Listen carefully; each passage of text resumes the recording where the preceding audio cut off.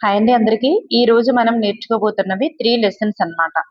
కృత్రిమ దారాలు పట్టు అనేటటువంటి లెసన్ ఒకటి, ధ్వని అనేటటువంటి లెసన్ ఒకటి, లోహాలు అలోహాలు అనేటటువంటి లెసన్ ఒకటి. ఈ 3 లెసన్స్ నుంచి మనం మోస్ట్ ఇంపార్టెంట్ ప్రాక్టీస్ బిట్స్ అనేవి చూడబోతున్నాం. ఇక్కడ ఫస్ట్ బిట్ మనం చూసుకున్నట్లయితే పాలిమర్ అనేటటువంటి పదం అంటే క్రింది వానిలో సరి కానిది ఏది అని అడిగారు. క్రింది వానిలో సరి కానిది ఏది? పాలిమర్ అనే పదం 2 గ్రీకు పదాల నుండి వచ్చింది. పాలి అనగా దారం, మెర్ అనగా భాగం లేదా యూనిట్. మరి పునరావృతమయ్యేటటువంటి అనేక యూనిట్లతో ఏర్పడినదే పాలిమర్. సో ఇక్కడ చూస్తే సరి కానిది ఏదంటే ఆప్షన్ 2 అనేది సరికాదు. పాలి అనగా దారం అయితే కాదు. పాలి అనగా అనేక లేదా ఎక్కువ అనేటటువంటి అర్థం వస్తుంది అన్నమాట. అనేక లేదా ఎక్కువ. నెక్స్ట్ వన్, అనేక యూనిట్లు లేదా అనేక భాగాలనే పాలిమర్ అంటారు కాబట్టి. క్రింది వానిలో సహజ దారం కానిది ఏది? క్రింది వానిలో సహజ దారం కానిది ఏది? The right answer is rayon అనేటటువంటిది కాదు. పట్టు సహజదారమే, నూలు కూడా సహజదారమే, ఉన్ని కూడా సహజదారమే. పట్టు, నూలు, ఉన్ని ఈ 3 కూడా సహజదారాలే. రేయన్ అనేది కాదు. క్రింది వానిలో సెల్యులోజ్ అని పిలువబడేటటువంటి ఒక పాలిమర్ ఏది? క్రింది వానిలో సెల్యులోజ్ అని పిలువబడేటటువంటి ఒక పాలిమర్ ఏది? ప్రత్తి అన్నమాట. సెల్యులోజ్ అని పిలువబడేటటువంటి ఒక పాలిమర్ ప్రత్తి నుండి తయారయ్యేటటువంటి నూలు. నూలు కూడా రైట్ ఆన్సర్. పట్టు పురుగు నుండి లభించేటటువంటి పట్టు దారం ఈ క్రింది ఏ దేశంలో కనుగొనబడింది? పట్టు పురుగు నుండి లభించేటటువంటి పట్టు దారం అనేటటువంటి దాన్ని ఈ క్రింది ఏ దేశంలో కనుగొనబడింది? చైనాలో కనుగొనబడింది. కృత్రిమ పట్టుగా పిలువబడేది ఏంటి? కృత్రిమ పట్టుగా పిలువబడేటటువంటిది ఏంటి? రేయన్. రేయన్ అనేది కృత్రిమ పట్టుగా పిలువబడుతుంది. ఈ క్రింది వానిలో రేయాన్ గురించి సరైనది ఏంటి? రేయాన్ గురించి సరైనది. ఇది పట్టు కంటే ఖరీదైనది. ఇది కలపగుజ్జు నుంచి పొందినప్పటికీ ఇది మానవ నిర్మిత దారం. రేయాన్ను నూలుతో కలిపి తివాచీలు చేస్తారు. రేయాన్ను ఉన్నితో కలిపి దుప్పట్లు తయారు చేస్తారు అన్నారు. సో ఇక్కడ మనకి చూస్తే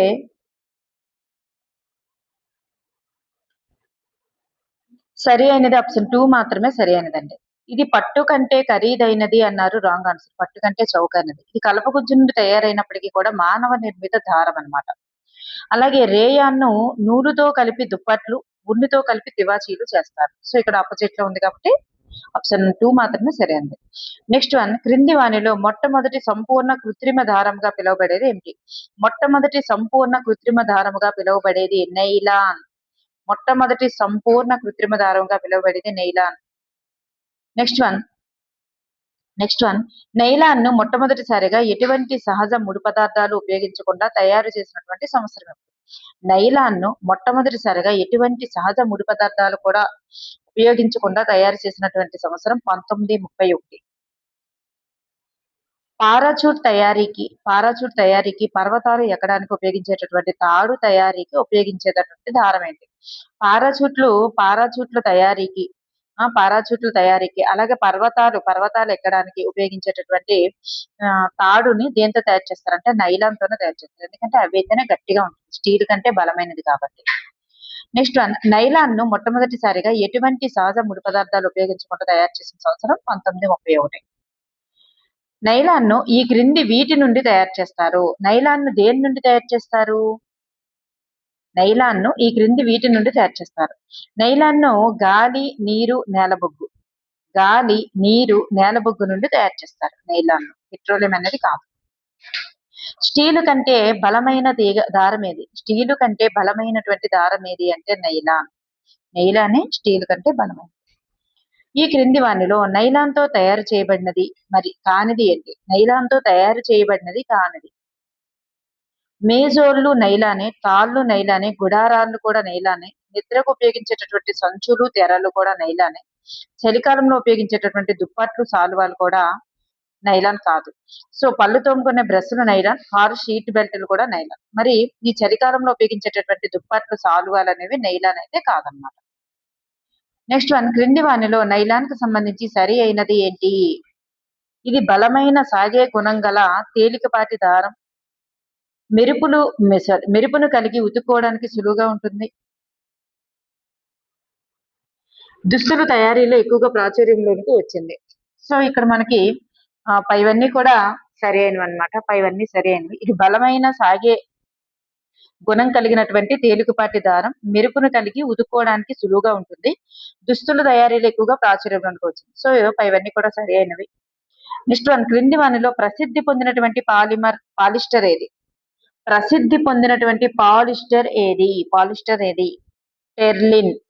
ప్రసిద్ధి పొందినటువంటి పాలిస్టర్ ఏది అంటే టెర్లిన్. టెర్లిన్ ఇస్ ద రైట్ ఆన్సర్. ఈ క్రింది వానిలో బలమైన దారం ఏది? ఈ క్రింది వానిలో బలమైన దారం ఏది?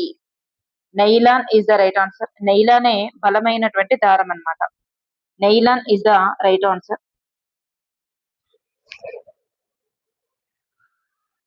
బలమైన దారం స్టీల్ కంటే బలమైనదని చెప్పుకున్నాం కదా. పండ్లకు వాసన ఇచ్చేటటువంటి రసాయనం ఏంటి? ఆల్రెడీ మనకి ఎట్లో ఇవ్వడం జరిగిందండి. ఎస్టర్. పండ్లకు వాసన ఇచ్చేటటువంటి రసాయనం ఎస్టర్. క్రింది వానిలో సరికానిది ఏది? క్రింది వానిలో సరికానిది ఏది? పాలీకార్డ్ అనేటటువంటిది పాలిస్టరు ప్లస్ నూలుతో తయారవుతుంది. పాలివూల్ అనేది పాలిస్టరు ప్లస్ ఊలుతో తయారవుతుంది. పెట్ అనగా అర్థం పాలిఇథిలిన్ టెరాప్తలేట్. పాలిఇథిలిన్ టెరాప్తలేట్. పాలిస్టర్ అనగా పాలి ప్లస్ ఇథలిన్ అన్నారు, ఇది రాంగ్ అన్నమాట. పాలి ప్లస్ ఎస్టర్ పాలిస్టర్ అవుతుంది కాబట్టి. సో ఆప్షన్ 4 సరికాదు. నెక్స్ట్ వన్, ఊలును పోలి ఉండేటటువంటి దారాలు ఏమిటి? ఊలును పోలి ఉండేటటువంటి దారాలు ఆక్రలిక్. ఆక్రలిక్ అనేటటువంటి ఊలును పోలి ఉంటుంది. కృత్రిమ పట్టుగా పిలువబడేది రేయాను. ఊలును పోలి ఉండేది ఆక్రలిక్. నెక్స్ట్ వన్, సరసమైనటువంటి ధరలకు చౌకగా లభించేటటువంటి శీతాకాలంలో ఉపయోగించే చలికోట్లు, సాలువాలు, దుప్పట్లు.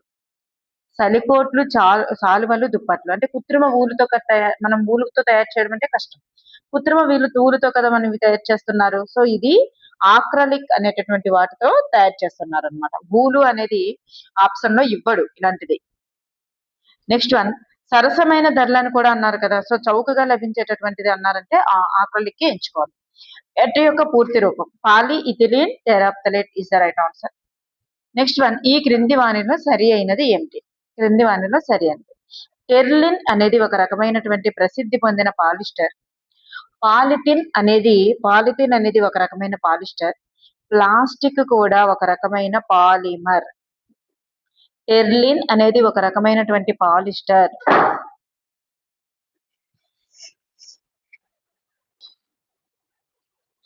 ఇక్కడ పాలిథిన్ అనేది ఒక రకమైన ప్లాస్టిక్ అనేటటువంటిది పాలిమర్. గుర్తుపెట్టుకోండి, పాలిథిన్ అనేది ప్లాస్టిక్ కూడా ఒక రకమైనటువంటి పాలిమర్. సో ఇక్కడ పైవన్నీ కూడా సరి అయినది అనమాట. నెక్స్ట్ వన్, క్రింది వానిలో సరికానిది ఏమిటి? క్రింది వానిలో సరికానిది ఏమిటి? పెట్రోకెమికల్స్ అనబడేటటువంటి పెట్రోలియం నుండి లభించే పదార్థాలను అనేక ప్రక్రియలకు గురి చేయడం ద్వారా అన్ని కృత్రిమ దారాలు తయారవుతున్నాయి. సో కృత్రిమ దారాలు తక్కువ నీటిని పీల్చుకుంటాయి. కృత్రిమ దారాలు ఆరడానికి తక్కువ సమయం తీసుకుంటాయి. ఇక్కడ పెట్రోకెమికల్స్ అనబడే పెట్రోలియం నుండి లభించే పదార్థాలను అనేక ప్రక్రియలు గురి చేయడం ద్వారా కృత్రిమ దారాలు తయారవుతున్నాయి. గుర్తుపెట్టుకోండి. సో ఇక్కడ సరికాని అడిగారు. ఇక్కడ ఉన్నవన్నీ సరి అయినవే. సో సరికాని అంటూ పైవేవి కాదు అనేది right answer. Next one, polythene సంచులు తయారీకి ఉపయోగించేది.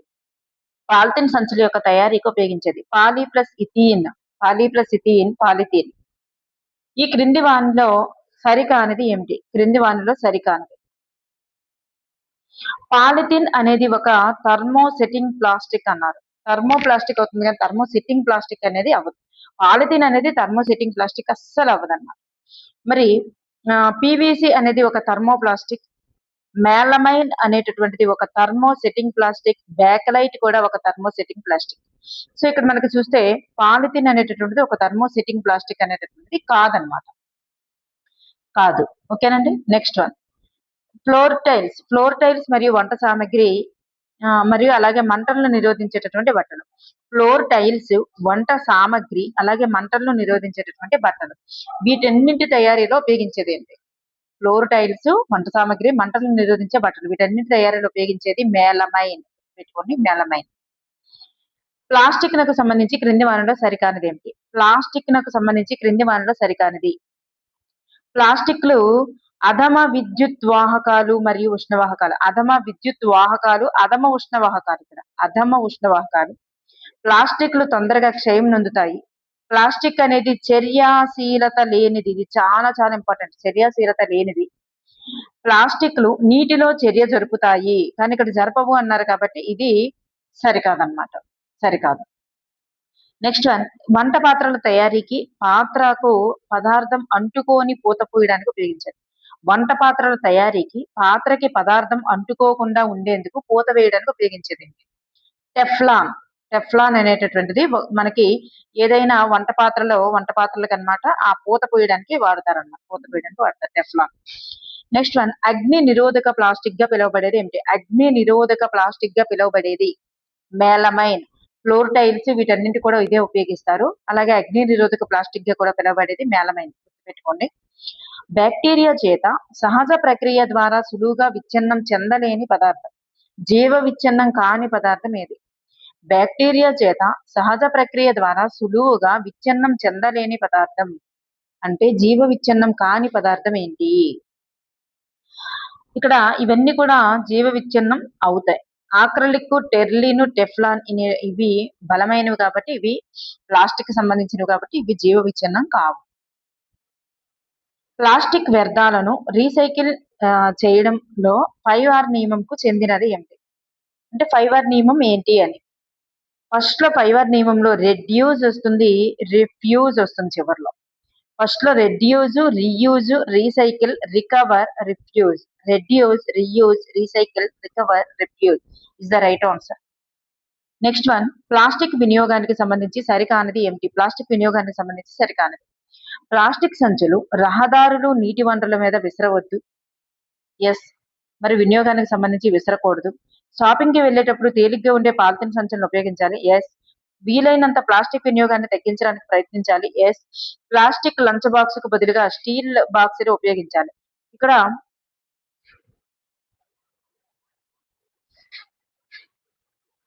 ఇక్కడ అన్ని కూడా సరైనవి అండి. ప్లాస్టిక్ వినియోగానికి సంబంధించి అన్ని కూడా ఇప్పుడు షాపింగ్ కి వెళ్ళేటప్పుడు తేలిగ్గా ఉండే పాలిథిన్ బ్యాగులు ఉపయోగించాలి అన్నారు. ఇది ఒకటి సరికాదు, మనకి ఆప్షన్ 2 అనేది సరికాదు. పాలిథిన్ బ్యాగులు అనేటటువంటి ఉపయోగించకూడదు కాబట్టి. నెక్స్ట్ వన్, క్రింది వానిలో సరికానిది ఏమిటి? క్రింది వానిలో సరికానిది. కృత్రిమ ఊలు అంటే ఆక్రలిక్, కృత్రిమ పట్టు అంటే రేయాన్. గుర్తుపెట్టుకోండి, కృత్రిమ ఊలు ఆక్రలిక్, కృత్రిమ పట్టు రేయాన్. ప్రసిద్ధి పొందినటువంటి పాలిస్టర్ ఏది అంటే టెర్లిన్. ఈ మూడు కూడా చాలా ఇంపార్టెంట్ అండి. మొట్టమొదటి సంపూర్ణ కృత్రిమ దారంగా పిలువబడేది నెయిలాన్. రేయాన్ అనేటటువంటిది కాదు. సో ఆప్షన్ 4 అనేది ఇక్కడ సరికాదు. నెక్స్ట్ వన్, రేయాన్ అనేది కృత్రిమ దారం కంటే భిన్నమైనది. ఎందుకు? రేయాన్ అనేటటువంటిది కృత్రిమ దారం కంటే భిన్నమైనది ఎందుకు అంటే ఇది పట్టు దారంలా కనిపిస్తుంది. దీన్ని కలపగుజ్జు నుంచి అంటే సహజ పదార్థం నుంచి తయారు చేస్తారు, కలపగుజ్జు నుంచి పొందుతారు. సహజ దారాల మాదిరిగా దీన్ని వడకవచ్చు. పట్టుదారంలా కనిపిస్తుంది కాబట్టి కృత్రిమ దారం కంటే భిన్నమైనది. కలపగుజ్జు నుంచి పొందుతారు కాబట్టి, అలాగే సహజ దారాల మాదిరిగా దీన్ని వడకవచ్చు కాబట్టి ఇది భిన్నమైనది. సో ఇవన్నీ కూడా రైట్ ఆన్సర్స్. లాస్ట్, సాస్ అలాగే పాన్ యొక్క పిడులు, అలాగే ఎలక్ట్రిక్ ప్లగ్లు, స్విచ్లు, ప్లగ్ బోర్డులు ఈ క్రింది వేటితో తయారు చేస్తారు? వీటన్నింటినీ కూడా దేంతో తయారు చేస్తారంటే మేలమైన్ మరియు బేకలైట్. మేలమైన్ మరియు బేకలైట్ అనేటటువంటి థర్మోసెటింగ్ ప్లాస్టిక్లతో తయారు చేస్తారు. మేలమైన్, బేకలైట్ అనేటటువంటి థర్మోసెటింగ్ ప్లాస్టిక్లతో తయారు చేస్తారు అన్నమాట. నెక్స్ట్ లెసన్ చూద్దాం. దాగుడు మూతలు ఆడుతున్నప్పుడు కళ్ళకు గంతలు కట్టుకున్న, ఈ ధ్వని లెసన్ అన్నమాట.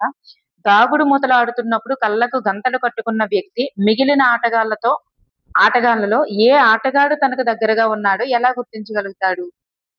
చూడండి, తన కళ్ళకు గంతలు కట్టుకున్నప్పుడు ఏ ఆటగాడు తనకు దగ్గరలో ఉన్నాడో ఎలా గుర్తించగలుగుతారు అంటే ధ్వని ద్వారానే గుర్తించగలుగుతారు. నెక్స్ట్ వన్, ఈ క్రింది వానిలో సరి అయినది ఏమిటి? ఒక వస్తువు అటు ఇటు ముందుకు వెనుకకు కదులుతూ ఉంటే దాన్ని కంపనాలు అంటారు. అటు ఇటు గాని ముందుకి వెనుక గాని. కంపించే వస్తువులు మాత్రమే ధ్వనిని ఉత్పత్తి చేస్తాయి. వస్తువులు కంపించడం ఆగిపోతే ఎలాంటి ధ్వనిని ఉత్పత్తి చేయదు. ఇవన్నీ కూడా సరి అయినవి. నెక్స్ట్ వన్, బోలుగా ఉన్నటువంటి టెంకాయ చిప్పతో ఈ క్రింది సంగీత పరికరాన్ని తయారు చేయవచ్చు. ఏక్తారా అనేటటువంటి సంగీత పరికరాన్ని తయారు చేయవచ్చు. బోలుగా ఉన్నటువంటి టెంకాయ చిప్పతో ఏక్తారా అనే పరికరాన్ని తయారు చేయవచ్చు. నెక్స్ట్ వన్, సంగీత వాయిద్యాలు అవి కంపించేటటువంటి భాగాలకు సంబంధించి సరికానిది. సంగీత వాయిద్యాలు అవి కంపించేటటువంటి భాగాలకు సంబంధించి సరికానిది. బీనా అనేటటువంటిది సాగదీయబడినటువంటి తీగ ద్వారా కంపిస్తుంది. బీనా అనేది సాగదీయబడిన తీగ. తబలా మరియు మృదంగం అనేటటువంటివి సాగదీయబడినటువంటి పొర ద్వారా కనిపిస్తాయి. ఏక్తారా మరియు సితారా, ఏక్తారా సితారా అనేవి సాగదీయబడినటువంటి తీగని. మరి మంజీరా అనేటటువంటిది సాగదీయబడినటువంటి పొర. సో సాగదీయబడినటువంటి తీగ అన్నారు కాబట్టి ఇది సరికాదన్నమాట. నెక్స్ట్ వన్, పాఠశాల సంగీత గదిలో ఉండేటటువంటి సంగీత వాయిద్యాలు ఏమిటి? పాఠశాల సంగీత గదిలో ఉండేటటువంటి సంగీత వాయిద్యాలు ఇవన్నీ కూడా తబలా, హార్మోనియం, పిల్లను గ్రోవి, సితార, ఇవన్నీ కూడా అన్నమాట. నెక్స్ట్ వన్, పాఠశాల సంగీత గదిలో ఉండేటటువంటి సంగీత వాయిద్యాలు ఏమిటి? ఇవన్నీ కూడా అవుతాయి అన్నమాట. ఇవన్నీ కూడా అవుతాయి. నెక్స్ట్ వన్, జల తరంగని గురించి సరికానిది ఏమిటి? జల తరంగని గురించి సరికానిది, గిన్నెలు లేదా గ్లాసులు ఆరోహణ క్రమంలో తీసుకొని వాటిలో ఒకే స్థాయి వరకు నీటిని నింపాలి అన్నారు. ఇది రాంగ్ అన్నమాట. సరికానిది ఏంటంటే జల తరంగనికి సంబంధించి గిన్నెలు లేదా గ్లాసులు ఆరోహణ క్రమంలో తీసుకోకూడదు, ఒకే సైజులో ఉండేటటువంటివి తీసుకొని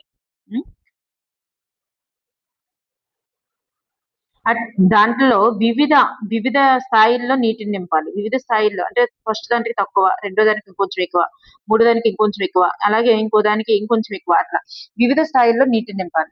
సో ఇక్కడ మనకి ఆప్షన్ 1 అనేది సరికాదు. ఒకేలాంటి గిన్నెలు లేదా గ్లాసులు తీసుకొని వాటిలో ఆరోహణ క్రమంలో వేరు స్థాయిల్లో నీటిని నింపాలి అనేది రైట్ ఆన్సర్. తర్వాత గిన్నెలు లేదా గ్లాసులను ఒక పెన్సిల్ తో నెమ్మదిగా కొట్టాలి. ఆహ్లాదకరమైన శబ్దం గ్లాసు కంపనాల వల్ల రావడం గమనిస్తాం. ఇదే జలతరంగని అన్నమాట. నెక్స్ట్ వన్, మానవునిలో స్వరతంత్రుల సంఖ్య ఎన్ని ఉంటాయంటే 2 ఉంటాయి. స్వరతంత్రులు 2 ఉంటాయి. ఈ క్రింది వానిలో సరి అయినది ఏమిటి? స్వరపేటికకు అడ్డంగా 2 సాగదీయబడినటువంటి స్వరతంత్రులు ఉంటాయి. రెండు స్వరతంత్రులు ఉంటాయి.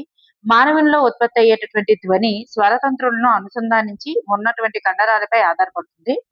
ఈ కండరాలు స్వరతంత్రులను బిగుతుగా, వదులుగా చేయగలవు. సో ఇక్కడ పైవన్నీ కూడా సరి అయినవేనండి.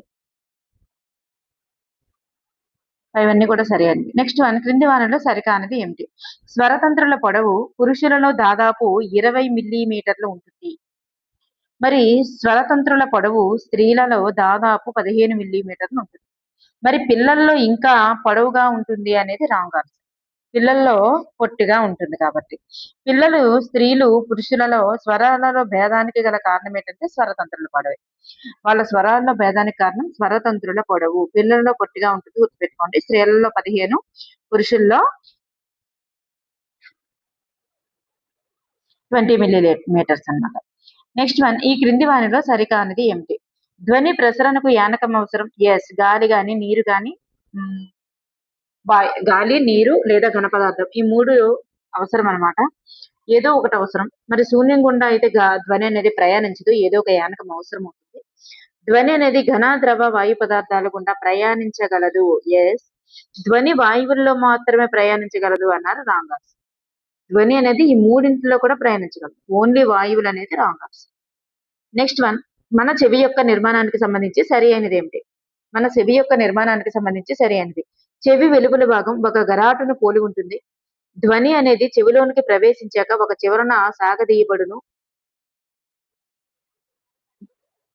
సాగదీయబడినటువంటి పలచని పొర అనేటటువంటిది ఉంటుంది. అదే కర్ణబేరి అన్నమాట, కలిగి ఉంటుంది.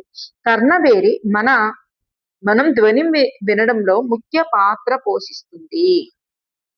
మనం ధ్వనిని వినడంలో ముఖ్య భూమిక పోషించేది ఏదంటే కర్ణబేరి అన్నమాట. చెవి వెలుపల భాగం ఒక గరాటును పోలి ఉంటుంది. ధ్వని చెవిలోనికి ప్రవేశించాక ఒక చివరన సాగదీయబడిన పలుచని పొర అనేది ఉంటుంది. దాన్నే కర్ణబేరి అంటారు అన్నమాట. సో ఇక్కడ మనకి ఇవన్నీ కూడా సరి అయినవి. నెక్స్ట్ వన్, మనం ధ్వనిని ఈ క్రింది విధంగా వినగలుగుతాం. చాలా ఇంపార్టెంట్ అండి. ఎలా అంటే ఫస్ట్ బయట చెవి ద్వారా వెళ్తుంది, నెక్స్ట్ కర్ణబేరికి వెళ్తుంది, కర్ణబేరి నుంచి లోపల చెవికి, నెక్స్ట్ మెదడుకి వెళ్తుంది. బయట చెవి, కర్ణబేరి, లోపల చెవి, మెదడు. Is the right answer. Next one, ఒక వస్తువు ముందుకు వెనుకకు కదలడాన్ని ఇలా పిలుస్తాం. ఒక వస్తువు ముందుకి వెనుకకు కదలడాన్ని ఇలా పిలుస్తాం. కంపనం లేదా డోలన చలనం అంటారు. నెక్స్ట్ వన్, ధ్వని యొక్క 2 ముఖ్యమైనటువంటి లక్షణాలు ఏంటి? ధ్వని యొక్క 2 ముఖ్యమైన లక్షణాలు ఏంటి అంటే కంపన పరిమితి మరియు పౌనఃపున్యం. అనేది రైట్ ఆన్సర్. ఈ క్రింది వానిలో సరి అయినది ఏది? ఏంటి? ధ్వని తీవ్రత కంపన పరిమితి యొక్క వర్గానికి అనులోమానుపాతంలో ఉంటుంది. ధ్వని తీవ్రత కంపన పరిమితికి అనులోమానుపాతంలో ఉంటుంది. ధ్వని తీవ్రత కంపన పరిమితి యొక్క వర్గానికి విలోమానుపాతంలో ఉంటుంది. ధ్వని తీవ్రత కంపన పరిమితికి అనులోమానుపాతంలో ఉంటుంది అన్నారు. సో రైట్ ఆన్సర్ ధ్వని తీవ్రత కంపన పరిమితి యొక్క వర్గానికి అనులోమానుపాతంలో ఉంటుంది. ధ్వని తీవ్రత కంపన పరిమితి యొక్క వర్గానికి అనులోమానుపాతంలో ఉంటుంది. క్రింది వానిలో సరి అయినది ఏమిటి? క్రింది వానిలో సరి అయినది ధ్వని తీవ్రతకు ప్రమాణం డెసిబెల్, తరచుదనం లేదా పౌనఃపున్యమునకు ప్రమాణం హెర్ట్జ్.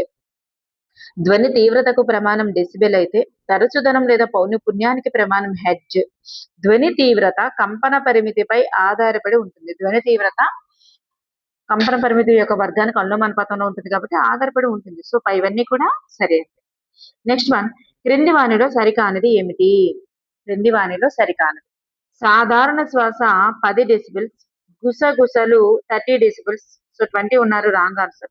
రద్దీగా ఉండే ట్రాఫిక్ 70 డెసిబెల్స్, సాధారణ కర్మాగారం 80 డెసిబెల్స్. సో ఆప్షన్ 2 అనేది సరికాదు. ఎన్ని డెసిబెల్స్ కంటే ఎక్కువ ఉన్నటువంటి శబ్దం భౌతికంగా మనకి ఇబ్బంది పెడుతుంది? ఎన్ని డెసిబెల్స్ కంటే ఎక్కువగా ఉన్నటువంటి శబ్దం భౌతికంగా మనకి ఇబ్బంది పెడుతుంది అంటే 80 డెసిబెల్స్ కంటే ఎక్కువగా ఉన్నటువంటి శబ్దం భౌతికంగా మనకి ఇబ్బంది పెడుతుంది. నెక్స్ట్ వన్, చిన్న పిల్లవాడు చేసేటటువంటి శబ్దానికి పెద్దవాళ్ళు చేసేటటువంటి శబ్దానికి గల తేడా ఏంటి? చిన్న పిల్లవాడు చేసే శబ్దానికి పెద్దవాళ్ళు చేసేటటువంటి శబ్దానికి గల తేడాని కీచుదనం లేదా పిచ్ అంటారు. పిచ్ లేదా కీచుదనం అని అంటారు. ధ్వని కీచుదనం లేదా పిచ్ను నిర్ణయించేది ఏమిటి? ధ్వని యొక్క కీచుదనం లేదా పిచ్ను నిర్ణయించేది పౌనఃపున్యం లేదా తరచుదనం. పౌనఃపున్యం లేదా తరచుదనం అన్నమాట. ధ్వని యొక్క కీచుదనం లేదా పిచ్ను నిర్ణయించేది ఏంటంటే పౌనఃపున్యం లేదా తరచుదనం. క్రింది వానిలో సరి అయినది ఏమిటి? క్రింది వానిలో సరి అయినది ధ్వని యొక్క కీచుదనం లేదా పిచ్ అనేది పౌనఃపున్యం లేదా తరచుదనానికి అనులోమానుపాతంలో ఉంటుంది. ధ్వని కీచుదనం లేదా పిచ్ అనేటటువంటిది పౌనఃపున్యాన్ని లేదా తరచుదనానికి అనులోమానుపాతంలో ఉంటుంది. ఇదే రైట్ ఆన్సర్. ఇక్కడ మిగతావి ఏమీ చదివి కన్ఫ్యూజ్ అవ్వద్దు. సో పిల్లల స్వరం పౌనఃపున్యం లేదా తరచుదనం పెద్దవాళ్ళ కంటే తక్కువ అన్నారు. తక్కువైతే కాదు, ఇది ఎక్కువ. సో ఇది మీరు గుర్తుపెట్టుకోండి. నెక్స్ట్ వన్ మన చెవి అనేటటువంటిది వినలేని శ్రవ్య అవధి యొక్క పౌనఃపున్యం ఎంత? మన చెవి వినలేని శ్రవ్య అవధి యొక్క పౌనఃపున్యం ఎంత అంటే 20 హెర్ట్జ్ల కంటే తక్కువ. 20 హెర్ట్జ్ల కంటే తక్కువ ఉన్నదాన్ని మన చెవి వినలేదు. క్రింది వానిలో సరి అయినది ఏమిటి? మనం వినుటకు ఆహ్లాదకరంగా లేనటువంటి ధ్వనులను కఠోర ధ్వనులు అంటారు. చెవికి వినసొంపుగా ఉండేటటువంటి ధ్వనులను సంగీతం అంటారు. గాలిలో అవాంఛిత వాయువులు కణాలను కలిగి ఉండడాన్ని వాయు కాలుష్యం అంటారు. సో ఇక్కడ మనకి పైవన్నీ కూడా సరి అయినవి. పైవన్నీ కూడా సరి అయినది అన్నమాట. నెక్స్ట్ వన్, క్రింది వానిలో ధ్వని కాలుష్యం యొక్క చర్య కానిది ఏమిటి? ధ్వని కాలుష్యం యొక్క చర్య కానిది ఇక్కడ మనం చూసుకున్నట్లయితే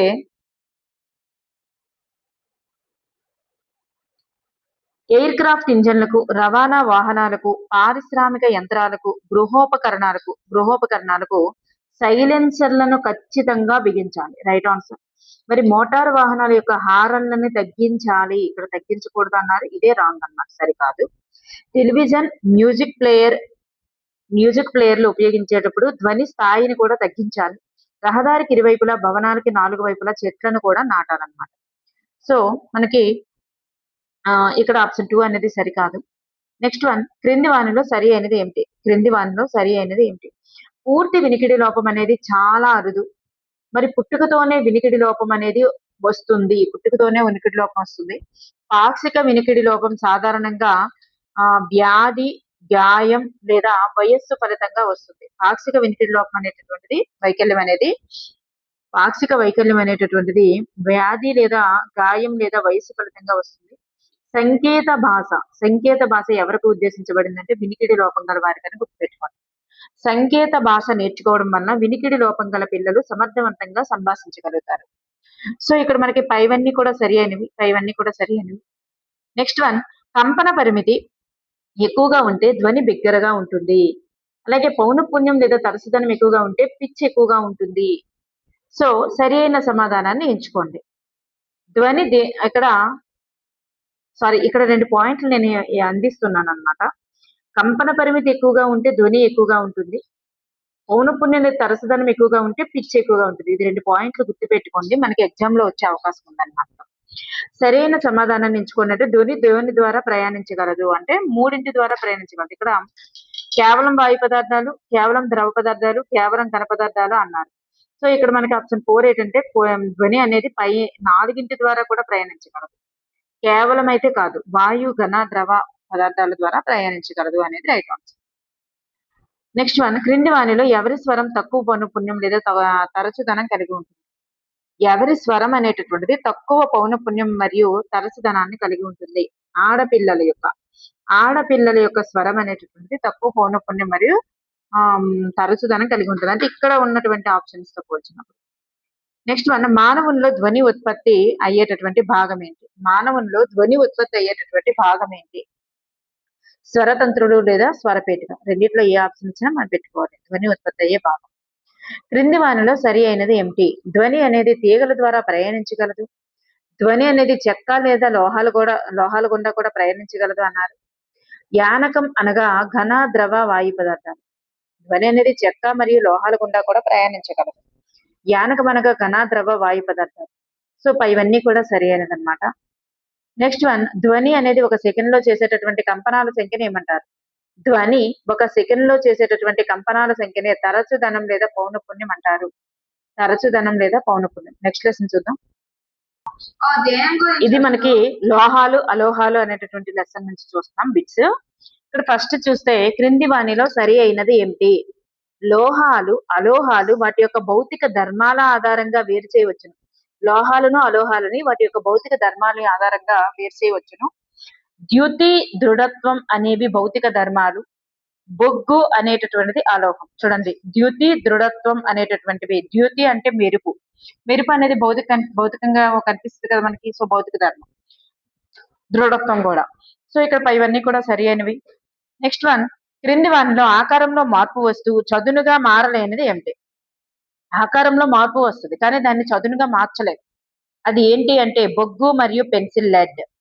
ఆకారంలో మార్పును తీసుకురాగలం కానీ చదునుగా మార్చలేమన్నమాట. అది ఏంటి అంటే బొగ్గు మరియు పెన్సిల్ లెడ్. అంటే అర్థం ఏంటి? చదునుగా పల్చని రేకుల లేదా తీగలా మార్చాలి అంటే అవి లోహాలు అయి ఉండాలి. అలోహాలని అలా మార్చలేం. సో ఈ రెండు కూడా అలోహాలు అన్నమాట. బొగ్గు, పెన్సిల్ లెడ్ అనేవి అలోహాలు. ఇవన్నీ కూడా లోహాలు కాబట్టి వాటిని మనం మార్చగలం. నెక్స్ట్ వన్, పలుచని రేకులుగా మారగలిగేటటువంటి లోహాల ధర్మాన్ని ఏమంటారు? పలుచని రేకులుగా మారగలిగే లోహాల ధర్మాన్ని స్థరణీయత అంటారు. తీగలుగా మారడం తాంతవత అవుతుంది. రేకులుగా మారడం అనేటటువంటిది స్థరణీయత అవుతుంది. నెక్స్ట్ వన్, క్రింది వానిలో అధమ ఉష్ణవాహకం కానిది ఏమిటి?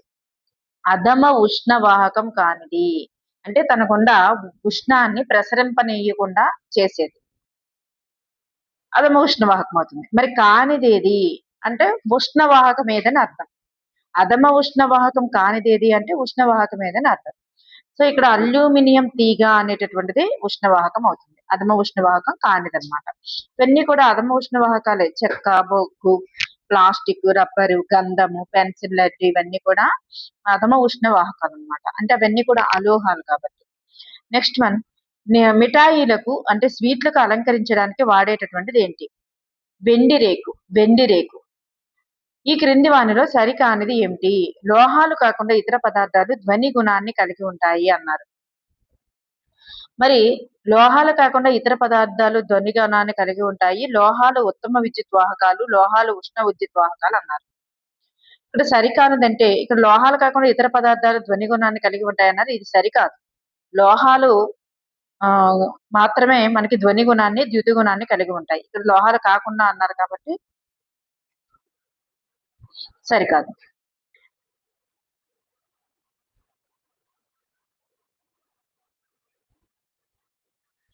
అంటే లోహాలు కాకుండా ఇతర పదార్థాలు కూడా అన్నారనుకోండి, అప్పుడు అవుతుంది అనమాట. ఇతర పదార్థాలు కూడా ధ్వని గుణాన్ని కలిగి ఉంటాయి. సో ఇక్కడ సరికానిదంటూ ఏమీ లేదన్నమాట. సరికానిదంటే ఏమీ లేదు. నెక్స్ట్ వన్, క్రింది వానిలో లోహం కానిది ఏది? లోహము కానిది కాల్షియం లోహమే, మెగ్నీషియం లోహమే, అల్యూమినియం కూడా లోహమే. ఈ సల్ఫర్ అనేటటువంటిది లోహం కాదు. సల్ఫర్ అనేది లోహం కాదు. లోహాలకు సంబంధించి సరి అయిన వాక్యం ఏది? లోహాలకు సంబంధించి సరి అయిన వాక్యం దృఢత్వం ధ్వని గుణాన్ని ద్యుతి గుణాన్ని కలిగి ఉండవు అన్నారు. సో లోహాలకు సంబంధించి సరి అయిన వాక్యం ఏంటి? దృఢత్వాన్ని కలిగి ఉంటాయి, ధ్వని గుణాన్ని కలిగి ఉంటాయి, ద్యుతి గుణాన్ని కూడా కలిగి ఉంటాయి. ఇక్కడ కలిగి ఉండవు అన్నారు కాబట్టి సరికాదు. దాని తర్వాత సరనీత కలిగి ఉండవు అన్నారు, దాని తర్వాత సరనీత కూడా కలిగి ఉంటాయి. సో ఇది సరికాదు. ఉత్తమ ఉష్ణ మరియు విద్యుత్ వాహకాలు కాదు అన్నారు. సో ఉత్తమ ఉష్ణ మరియు విద్యుత్ వాహకాలుగా పనిచేస్తాయి. సో ఇది కూడా సరికాదు. ఇక్కడ సరికానిదంటూ ఏమైనా సరి అయినదంటూ ఏమైనా ఉందా అంటే ఏవి కూడా సరికాదన్నమాట. ఇది కూడా కాదు. లోహాలకు సంబంధించి ఈ గుణాలన్నీ కలిగి ఉంటాయి. సో కలిగి ఉండవు అన్నారు కాబట్టి సరికాదన్నమాట. నెక్స్ట్ వన్, క్రింది వానిలో సరి అయినది ఏమిటి? క్రింది వానిలో సరి అయినది ఇవన్నీ కూడా సరి అయినవేనండి. అలోహాలను మృదువుగా కాంతి విహీన అలోహాలు అనేటటువంటివి మృదువుగా కనిపిస్తాయి, కాంతి విహీనంగా కూడా కనిపిస్తాయి. సుత్తితో కొడితే అలోహాలు పొడి పదార్థంగా విచ్ఛిన్నం చేయబడతాయి. బొగ్గు, సల్ఫర్, పెన్సిల్, లెడ్ అనేటటువంటివి అలోహాలకి ఉదాహరణ. బొగ్గు, సల్ఫర్, పెన్సిల్, లెడ్ అనేటటువంటి అలోహాలకి ఉదాహరణ గుర్తుపెట్టుకోండి. సో ఇవన్నీ కూడా సరైనది. నెక్స్ట్ వన్, క్రింది వానిలో సరికానిది ఏమిటి? సోడియం, పొటాషియం వంటి లోహాలు మెత్తగా ఉంటాయి, చాకుతో కోయడానికి సులువుగా కోయబడతాయి. పాదరస గది ఉష్ణోగ్రత వద్ద ద్రవ రూపంలో లభిస్తుంది. పాదరసం అనేది గది ఉష్ణోగ్రత వద్ద ద్రవ రూపంలో లభిస్తుంది. ఆక్సిజన్ అనేటటువంటిది ఒక లోహం. సో ఇక్కడ మనకి చూస్తే సరికానిది అడిగారు, సరికానిది అంటూ ఏదీ లేదు. ఇవన్నీ కూడా సరి అయినవి. సోడియం, పొటాషియం వంటి లోహాలు మెత్తగా ఉంటాయి, చాకుతో కోయబడతాయి. పాదరసం గది ఉష్ణోగ్రత వద్ద ద్రవ రూపంలో ఉంటుంది. ఆక్సిజన్ అనేటటువంటిది ఒక అలోహం. గుర్తుపెట్టుకోండి, ఆక్సిజన్ అనేది ఒక అలోహం. సో ఇక్కడ సరికానిది అడిగారు, సరికానిది అంటూ ఏదీ కాదు అనేది రైట్ ఆన్సర్ అవుతుంది. ఇక్కడ అన్ని సరైనవే ఉన్నాయి కాబట్టి. క్రింది వానులో ఇనుమునకు తుప్పు ఏర్పడేటటువంటి విధానం. ఇనుమునకు తుప్పు ఏర్పడేటటువంటి విధానం ఏది? Option 2, 1 is the right answer. Ferrous కి ఆక్సిజన్ మరియు వాటర్ తో చర్య పొందించినప్పుడు తుప్పు ఏర్పడుతుంది. ఆక్సిజన్ సమక్షంలో గాలిలో తేమతో చర్య పొందినప్పుడు తుప్పు అనేది ఏర్పడుతుంది, ఫెర్రస్ అనేది. క్రింది వానిలో సరి అయినది ఏమిటి? మెగ్నీషియం రిబ్బన్ ను గాలిలో మండించడం వల్ల వచ్చిన మెగ్నీషియం ఆక్సైడ్ క్షార స్వభావాన్ని కలిగి ఉంటుంది. తుప్పు అనేటటువంటిది క్షార స్వభావాన్ని కలిగి ఉంటుంది. ఎరుపు లిట్మస్ ని నీలి రంగులోనికి మారుస్తుంది. లోహ ఆక్సైడ్లు అంటే ఆక్సిజన్ కి లోహాలు అనేవి ఆక్సిజన్ కలిపి ఉన్నటువంటివే లోహ ఆక్సైడ్ అన్నమాట. మరి ఇవి క్షార స్వభావాన్ని కలిగి ఉంటాయి. లోహాక్సైడ్లు క్షార స్వభావము, తుప్పు అనేది క్షార స్వభావాన్ని కలిగి ఉంటుంది. మెగ్నీషియం రిబ్బన్ తో గాలిలో మండించినప్పుడు ఏర్పడే మెగ్నీషియం ఆక్సైడ్ కూడా క్షార స్వభావాన్ని కలిగి ఉంటుంది. సో ఇవన్నీ కూడా ఇక్కడ సరి అయినవి. నెక్స్ట్ వన్, క్రింది వానిలో సరికానిది ఏమిటి? సల్ఫర్ ను ఆక్సిజన్ తో చర్య పొంది సల్ఫర్ డైఆక్సైడ్ ఏర్పడుతుంది. సల్ఫర్ డైఆక్సైడ్ నీటిలో కరిగి సల్ఫ్యూరిక్ ఆమ్లం ఏర్పడుతుంది అన్నారు. సల్ఫ్యూరిక్ కాదు, సల్ఫ్యూరస్ ఆమ్లం ఏర్పడుతుంది. సల్ఫర్ డైఆక్సైడ్ నీటిలో చర్య పొంది సల్ఫ్యూరస్ ఆమ్లం ఏర్పడుతుంది. సల్ఫ్యూరిక్ అన్నారు కాబట్టి సరికాదు. సల్ఫ్యూరస్ ఆమ్లం ఆమ్ల స్వభావాన్ని కలిగి ఉంటుంది. సల్ఫ్యూరస్ ఆమ్లం ఆమ్ల స్వభావాన్ని కలిగి ఉంటుంది. అలోహాలు ఆమ్ల స్వభావాన్ని కలిగి ఉంటాయి. గుర్తుపెట్టుకోండి. సో ఇక్కడ ఆప్షన్ 2 అనేది సరికాదు. నెక్స్ట్ వన్, సల్ఫర్ డైఆక్సైడ్ నీటిలో చర్య పొందినప్పుడు ఏం ఏర్పడుతుంది?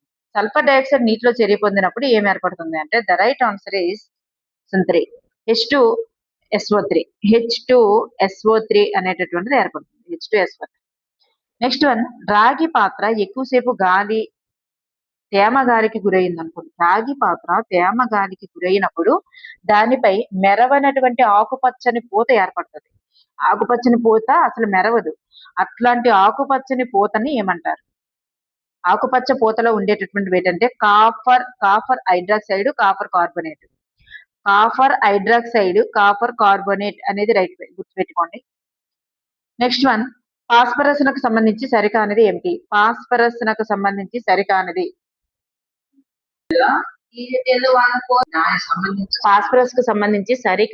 ఏమిటి? ఈ ఫాస్ఫరస్ అనేది అధిక చర్యాశీలత గల అలోహం. గుర్తుపెట్టుకోండి, ఫాస్ఫరస్ అనేది అధిక చర్యాశీలత కలిగినటువంటి అలోహం. దీనిని నీటిలో నిల్వ చేస్తారు. ఆక్సిజన్ తో తీవ్రంగా చర్య జరిపి అధిక ఉష్ణంను విడుదల చేస్తుంది. బయట ఉంచామనుకోండి, ఆక్సిజన్ తో తీవ్రంగా చర్య జరిపి అధిక ఉష్ణాన్ని విడుదల చేస్తుంది కాబట్టి దీన్ని నీటిలో నిల్వ చేస్తారు అన్నమాట, గాలిలో నిల్వ చేయరు. సో ఇది మెత్తగా ఉంటుంది, చాకుతో సులువుగా కోయవచ్చు అన్నారు. ఇది రాంగ్ ఆన్సర్. ఇది మెత్తగా ఉండి చాకుతో సులువుగా కోయవచ్చు అనేది రాంగ్ ఆన్సర్. నెక్స్ట్ వన్ పొటాషియంనకు సంబంధించి ఇక్కడ ఏంటంటే పొటాషియాన్ని అలాగే సోడియం ఈ రెండింటిని అయితే మనం మెత్తగా ఉంటాయి కాబట్టి వాటిని చాకుతో కోయవచ్చు, కానీ ఫాస్ఫరస్ అనేది కాదనమాట. నెక్స్ట్ వన్ పొటాషియంనకు సంబంధించి సరి అయినది ఏమిటి? పొటాషియంనకు సంబంధించి సరి అయినది ఏమిటి? ఇది మెత్తగా ఉంటుంది కాబట్టి, పొటాషియం సోడియం మెత్తగా ఉంటుంది కాబట్టి వీటిని చాకుతో కోయవచ్చు, ఇది మాత్రమే సరి అయినది. ఇది అధిక చర్యాశీలత గల లోహం అన్నారు, రాంగ్ ఆన్సర్. దీన్ని నీటిలో నిల్వ చేస్తారన్నారు, రాంగ్ ఆన్సర్. ఆక్సిజన్ తో తీవ్రంగా చర్య జరిపి అధిక ఉష్ణాన్ని విడుదల చేస్తుంది అన్నారు, రాంగ్ ఆన్సర్ అన్నమాట. నెక్స్ట్ వన్ గది ఉష్ణోగ్రత వద్ద ద్రవ రూపంలో లభించేటటువంటి ఒకే ఒక లోహం ఏంటి? గది ఉష్ణోగ్రత వద్ద ద్రవ రూపంలో లభించే ఒకే ఒక లోహం ఏంటి అంటే పాదరసం. నెక్స్ట్ వన్ క్రింది వానిలో సరికానిది ఏమిటి? క్రింది వానిలో సరికానిది ఇనుము నీటిలో నెమ్మదిగా చర్య జరుగుతుంది, లోహాలు నీటిలో నెమ్మదిగా చర్య జరుపుతాయి, మరి అలోహాలు గాలితో అధిక చర్యాశీలత కలిగి ఉంటాయి, నీటితో చర్య తక్కువగా ఉంటుంది. సో ఫాస్ఫరస్ ను వాతావరణంలో గల ఆక్సిజన్ తగలకుండా కిరోసిన్ లో నిల్వ చేస్తారు అన్నారు, ఇది రాంగ్ ఆన్సర్. సో ఇక్కడ మనకి రైట్ ఆన్సర్ ఏంటంటే ఇది సరికాదు. ఫాస్ఫరస్ ని వాతావరణంలో గల ఆక్సిజన్ తగలకుండా కిరోసిన్ లో నిల్వ చేస్తారనేది రాంగ్ ఆన్సర్. ఎందుకంటే పొటాషియం ని వాతావరణంలోని ఆక్సిజన్ తగలకుండా కిరోసిన్ లో నిల్వ చేసేది ఏదంటే పొటాషియం కాబట్టి. సో ఇక్కడ మనకి ఫాస్ఫరస్ అనేది సరికాదన్నమాట. ఓకే, ఈ క్రింది వానిలో సరికాని జత ఏది? క్రింది వానిలో సరికాని జత నీటితో తీవ్రంగా చర్య జరిపేటటువంటి లోహం సోడియం, నీటిలో నెమ్మదిగా చర్య జరిపేటటువంటి లోహం ఇనుము, నీటిలో నిల్వ చేయబడేటటువంటి అలోహం ఏది అంటే ఫాస్ఫరస్, నీటితో చర్య జరిపేటటువంటి అలోహం ఏది అంటే ఫాస్ఫరస్ అన్నది సరికాదన్నమాట. నీటిలో నిల్వ చేయబడేది ఫాస్ఫరస్ కానీ చర్య జరిపేది ఫాస్ఫరస్ అయితే కాదు. నెక్స్ట్ వన్ లోహాలు ఆమ్లాలతో చర్య జరిపి హైడ్రోజన్ వాయు, ఇక్కడ సరికానని అడిగాను. లోహాలు ఆమ్లాలతో చర్య జరిపి హైడ్రోజన్ వాయువుని విడుదల చేస్తాయి, అలోహాలు ఆమ్లాలతో చర్య జరపవు. మరి రాగిని వేడి చేసిన సజల హైడ్రోక్లోరిక్ ఆమ్లంలో చర్య జరుపుతుంది అన్నారు. ఇక్కడ రాగిని వేడి చేస్తే సజల హైడ్రోక్లోరిక్ ఆమ్లంతో చర్య జరుపుతుంది అన్నారు, ఇది రాంగ్ ఆన్సర్ అన్నమాట. మరి రాగిని వేడి చేస్తే సల్ఫ్యూరిక్ ఆమ్లంతో చర్య జరుపుతుంది అన్నమాట. రాగిని వేడి చేస్తే సల్ఫ్యూరిక్ ఆమ్లంతో చర్య జరుపుతుంది, అలోహాలు ఆమ్లాలతో చర్య జరపవు. మరి లోహాలు అనేటటువంటిది ఆమ్లాలతో చర్య జరిపి హైడ్రోజన్ వాయువుని విడుదల చేస్తాయి. సో ఇక్కడ మనకి ఆప్షన్ 4 అనేది సరికాదు. నెక్స్ట్ వన్ టప్ అనేటటువంటి శబ్దం ఏ వాయువు ఉనికిని తెలియజేస్తుంది? టప్ అనేటటువంటి శబ్దం హైడ్రోజన్ వాయువు యొక్క ఉనికిని తెలియజేస్తుంది. లోహాలు సోడియం హైడ్రాక్సైడ్ తో చర్య జరిపి క్రింది వాయువును ఉత్పత్తి చేస్తాయి. లోహాలు సోడియం హైడ్రాక్సైడ్ తో చర్య జరిపినప్పుడు హైడ్రోజన్ వాయువుని ఉత్పత్తి చేస్తాయి, విడుదల చేస్తాయి. ఈ క్రింది వానిలో సరి అయినది ఏమిటి? రాగి ఇనుము కంటే జింక్ చర్యాశీలత అధికం. మరి ఎక్కువ చర్యాశీలత గల లోహం తక్కువ చర్యాశీలత గల లోహాన్ని స్థానభ్రంశం చెందిస్తుంది. తక్కువ చర్యాశీలత గల లోహం ఎక్కువ చర్యాశీలత గల లోహాన్ని స్థానభ్రంశం చెందించలేదు. ఇక్కడ పైవన్నీ కూడా సరి అని. నెక్స్ట్ వన్ అన్ని జీవరాశులు జీవించడానికి శ్వాసక్రియలో అవసరమైనటువంటి అలోహం ఏది? ఆల్రెడీ మీకు చెప్పాను, ఆక్సిజన్ అనేటటువంటిది ఒక అలోహం. మొక్కల ఎదుగుదలకు వాడే ఎరువులలో ఉపయోగించేటటువంటి అలోహం ఏంటి? మొక్కల ఎదుగుదలకు వాడే ఎరువులలో ఉపయోగించేటటువంటి అలోహం ఏది అంటే ఫాస్ఫరస్. నీటి శుద్ధి ప్రక్రియలో ఈ లోహాన్ని ఉపయోగిస్తారు.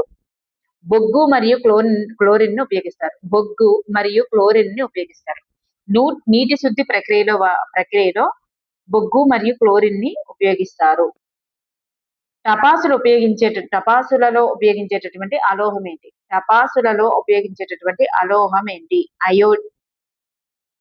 సల్ఫర్. టపాసులలో ఉపయోగించేటటువంటి అలోహం ఏంటి అంటే సల్ఫర్. తీగలుగా సాగదీయగల లోహపు గుణం ఏంటి? తీగలుగా సాగదీయడం కాంతవత, రేకులుగా సాగదీయడం స్థరణీయత. సో తాంతవత అనేది రైట్ ఆన్సర్. లోహాలకు సంబంధించి సరి అయిన వాక్యం ఏంటి? లోహాలకు సంబంధించి సరి అయిన వాక్యం. దృఢత్వం ధ్వని గుణాన్ని, ద్యుతిగుణాన్ని కలిగి ఉండవు. అలాగే అంటే ఇవన్నీ కలిగి ఉండవు అన్నారు. మరి ఇక్కడ సరి అయిన వాక్యం అంటూ ఏదీ లేదు. ఎందుకంటే ఇవన్నీ కూడా కలిగి ఉండవు అనే ఉంది కాబట్టి ఇవేవి కూడా సరికావు. సరి అయిందంటే ఇక్కడ ఏం లేదు. ఇక్కడ సరికాని వాక్యం ఏది అంటే ఇవన్నీ అవుతాయి. సో నెక్స్ట్ వన్ చూద్దాం. యాంటీసెప్టిక్ గా గాయాలపై ఊదా రంగు ద్రావణంలో వినియోగించేటటువంటి అలోహం ఏంటి? యాంటీసెప్టిక్ గా గాయాలపై ఊదా రంగు ద్రావణంలో వినియోగించేటటువంటి అలోహం అయోడిన్. అయోడిన్. మొక్కలలో ఉండేటటువంటి లోహం ఏంటి? మొక్కలలో ఉండేటటువంటి లోహం ఏంటి అంటే మెగ్నీషియం. మొక్కల్లో ఉండేటటువంటి లోహం మెగ్నీషియం. ఓకే అండి, థ్యాంక్ యూ ఫర్ ఎవ్రీవన్.